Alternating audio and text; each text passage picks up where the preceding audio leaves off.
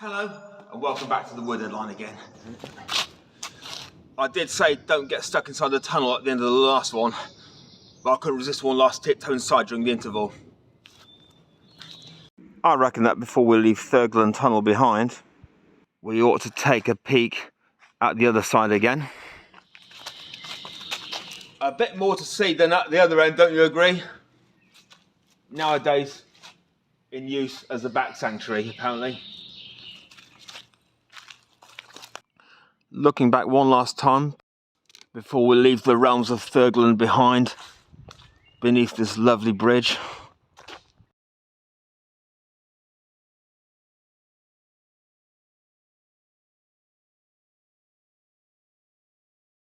And we land right at another landmark almost straight away. See, I told you I'm quick, didn't I? We're now walking along the top of the railway's historical and also somewhat amusingly named Rom Tickle Viaduct.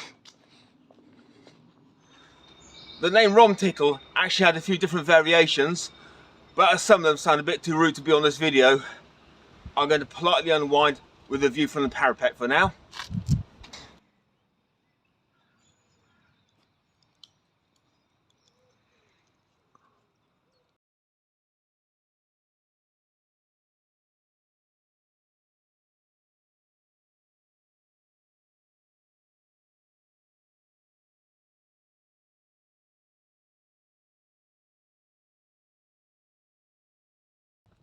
To think, when I first travelled up here on my bike in my teenage adolescent years, this was just a tawdry patch of grass with a 10-inch wide mud path right up the middle and tiny speckles of ballast still pushed into the ground.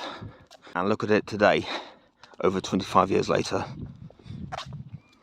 Finally emerging from the cutting, we encroach upon another point of interest. Where I'm standing here is Blackwood Crossing, about half a mile west of Thurgoland, and at one time where there was also believed to be a station very briefly. There's still a very nice crossing keeper's house standing today. While straight to the right of me here stood the crossing signal box, one of the tallest on the line. Embarking on our way further along once again, and I must remark at how much the trackside vegetation has developed over the years I've visited.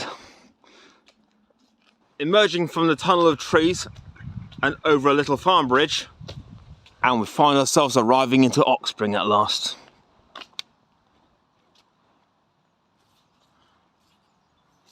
Looking across on our left here,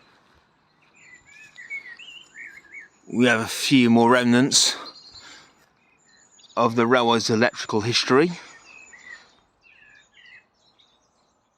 and a crafty bit of ballast tucked away around the tree. More on that subject in a bit, but for now, right back into the trees again and right into the site of another station.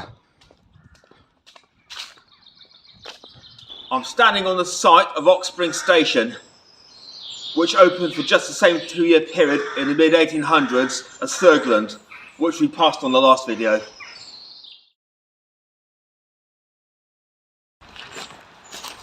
Quite understandably, for a station that shut almost 180 years ago, there's almost nothing to see again here. Yet again, these could possibly be steps of some sort.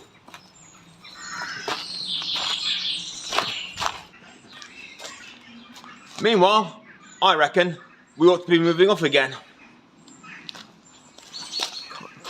Crawling along this cutting from Oxspring towards Penistone, and we're just about to come across some other old friends. We are just about to reach the really interesting part.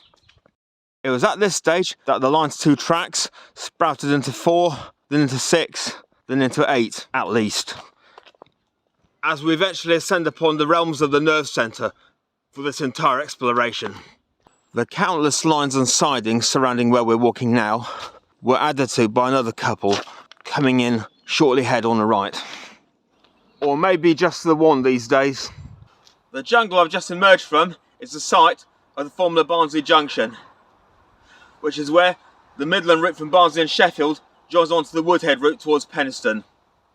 This is also where Sheffield to Huddersfield trains would enter from May 1983 onwards, having previously used the Woodhead line up to this point. And this is also the point at which an additional 12-mile portion of the WOODHEAD route would peel away left here and downhill via Worsborough to the large marshalling yard at Wath Upon Dearne.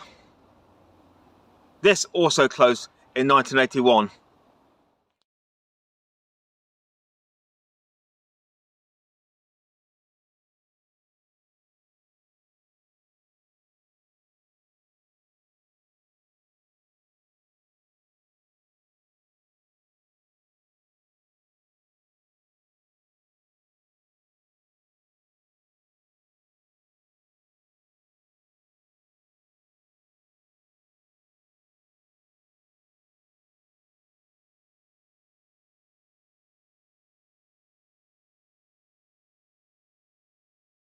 Just behind us, over in the trees here, is where one of Penistone's two immense signal boxes used to stand proud, monitoring this powerful junction.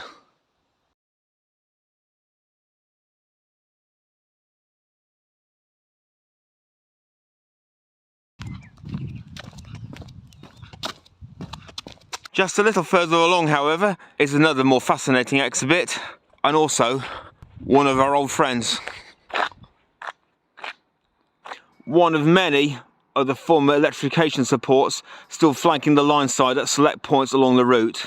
Sadly, as that one falls into National Rail territory, we cannot access it too closely. I think at this point it might be appropriate to tell you a little bit about the mighty electric machines that used to inhabit this line. When electric power took over from steam on the Woodhead line in 1953, two classes of locomotive dominated the route. Class 26 and Class 27. But alongside their British Rail classification numbers, they also had another designation system. Class 26 were known as Bobo, and Class 27 were known as Cocoa. And believe me, it has got nothing to do with a hot brown drink in a cup. Good grief, where on earth has this cup been sitting all this time? In front of a railway engine? Disgusting. A locomotive classed as Bobo meant that it was built with 8 wheels, or 2 axles at each end, whereas a Cocoa meant that it had 12, or 3 axles at each end. Pretty much to British Rail's credit, that very few with 16 were ever built then. They would later be renumbered as classes 76 and 77 in the 70s, although by that time most of the latter class had been sold over to countries in Europe. While all of you watching are sitting comfortably and enjoying your cocoa, I have a couple of extra treats to show you, for which we actually have to detour from the Woodhead mainline for just a little while. The item that we're just approaching around the corner now has to be an almost definite one-off in the entire of the UK disused railway world.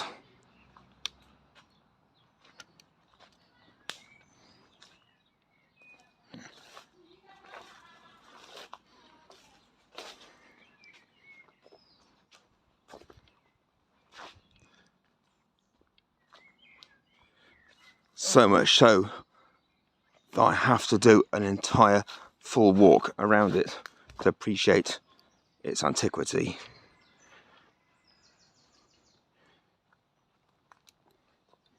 What I'm standing on top of here while talking to you is a tank loading ramp from the Second World War. This is where army tanks in their droves will be offloaded from the end of trains during the war and then transported down to training camps at Langset near Sheffield. As you can see, some of the impressive original ironwork still survives, although I don't think this will turn as easily as it used to.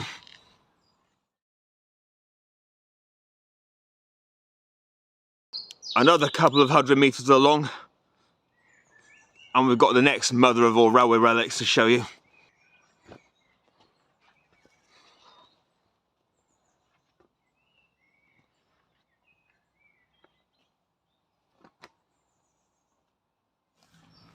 This magnificent round hole I'm standing in the middle of here is the pit of the former Penistone station turntable. accommodating steam engines and in turn electric, as well as diesel most likely. It saw use up until into the 1980s.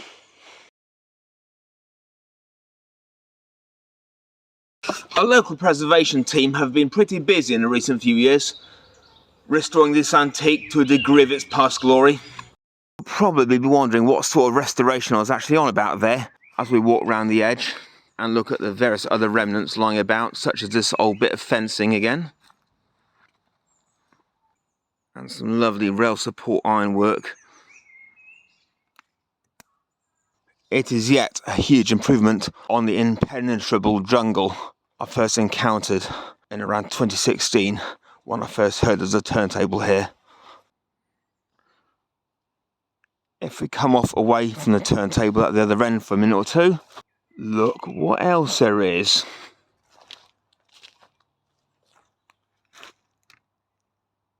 You may probably recognise one of these cable junctions from back at Deepcon, the other video.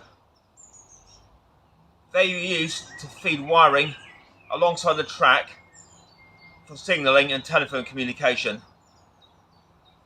The small cup-like objects you see on the front of the fence posts there is what housed them. The small cup-like pieces of ironwork on the front of the fence posts is what the cables were fed along. Also, recognise the telegraph pole shape on the right again? Sitting craftily down in the ivy here at my right, you can also just make out a wooden sleeper. Well, if you come over this side again, we can also find some concrete ones, complete with a little ironwork on top. And if you can't, best not to lose any sleep over it, eh? Due to the turntable's impressive stability, a locomotive weighing up to 100 tons could be pushed by 2 men alone. Emerging back into the open and the main line again, we are now on the approach to Penistone station. Also behind the railings, as I come down the slope here, is what was one of the UK's tallest signal boxes. The signal box here at Huddersfield Junction stood immediately at the east end of Penistone station. It was over 20 feet high and stayed in active use until 1998. It was shortly after demolished, at the same time that the transparent trail was built. And talking of the station, we are now pulling into the platform.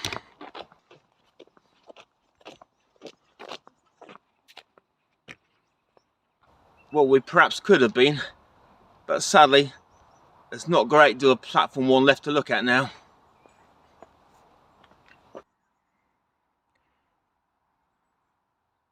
However, we do have another of our old electrification friends over this side of the fence. Standing face to face on the other side of the fence here is one of the blocks supporting the overhead line's tension wires.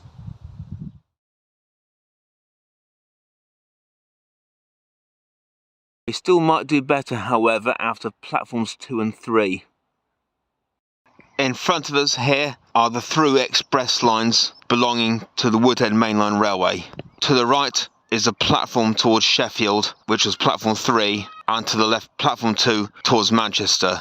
I'm not sure what platform 1's purpose was, possibly a bi-directional one or just a passing loop. Either way, the only trains that people have enjoyed watching from these platforms since 1970 have been coal trains, freight trains, charter trains and diversions. Plus, in more recent years, the heads of cyclists, walkers and riders bobbing past in the trees. As you obviously won't need telling by now, Penistone already had quite a life before electrification, with this station here having been standing since 1873, replacing an earlier station built on the other side of the town. Now, we obviously can't get onto the platform here, not least because the big bad fencing on the left says no, but there is a little bit further on we can, so we're just going to take a little stroll along the side of platform 1 to the end. As we cut up this channel that cuts across the platforms itself, we can see something very interesting in the fence.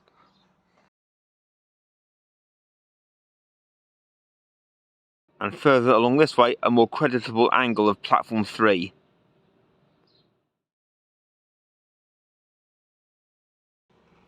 As we make our way around, we also have got this lovely little bit of station wall left,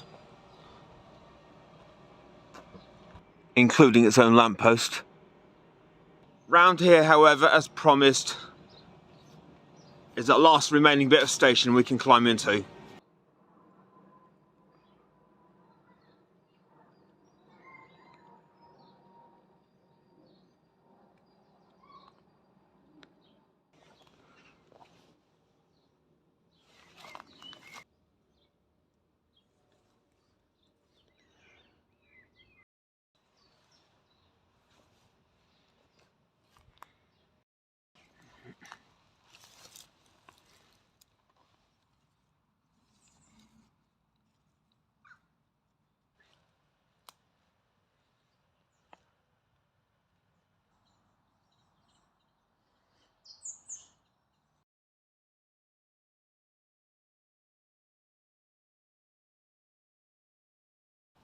Had to be one more of these support bases here about, didn't there? I think this one might have actually been a single though. Plus, of course, that elusive last spot of ballast.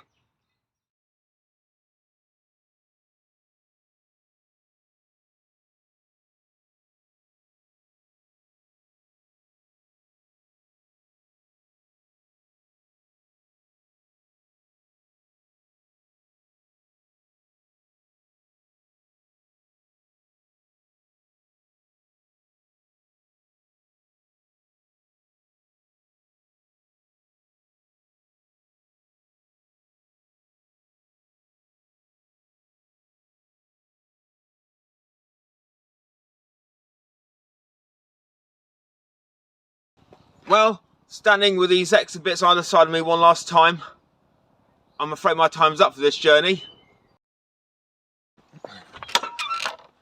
Don't miss the last train back though. Do subscribe, and hopefully you can join me again for another trip very soon. Bye.